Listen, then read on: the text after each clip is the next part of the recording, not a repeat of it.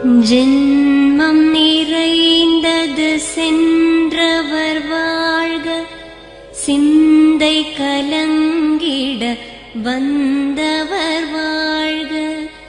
நீரில் மிதந்திடும் கண்களும் காய்க, நிம்மதி நிம்மதி யோவிடம் சூழ்க.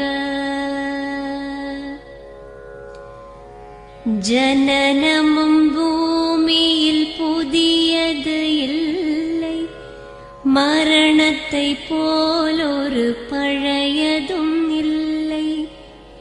இரண்டும் இல்லாவிடில் இயற்கையும் இல்லை, இயற்கையின் ஆணைதான் ஞானத்தின் எல்லை.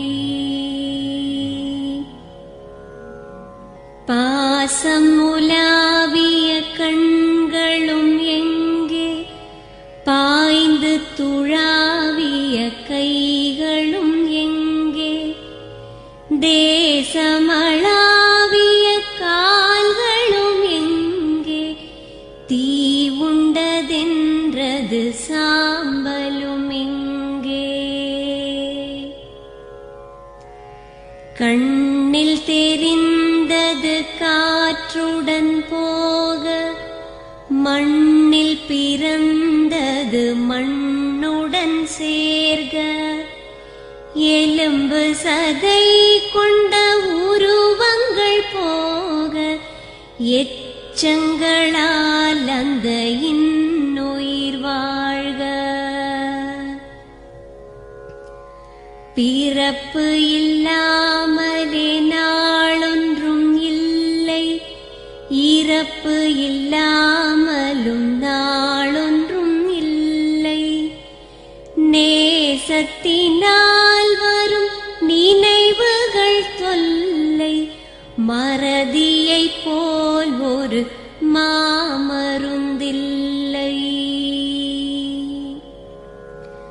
கடல் தொடும் ஆறுகள் கலங்குவதில்லை, தாரை தொடும் தாரைகள் அழுவதும் இல்லை. நதி மழை போன்றதே வீதி என்று கண்டும், மதி கொண்ட மானுடர் மயங்குவதென்ன. மரணத்தினால் சில கோபங்கள் தீரும், மரணத்தினால் சில சாபங்கள் தீரும். வேதம் சொல்லாததை மரணங்கள் கூறும், விதை ஒன்று வீண்டிடில் செடி வந்து சேரும். பூமிக்கு நாம் ஒரு யாத்திரை வந்தோம், யாத்திரை தீரும் முன் நித்திரை கொண்டோம். நித்திரை போவது நியதி என்றாலும், யாத்திரை என்பது தொடர்கதையாகும்.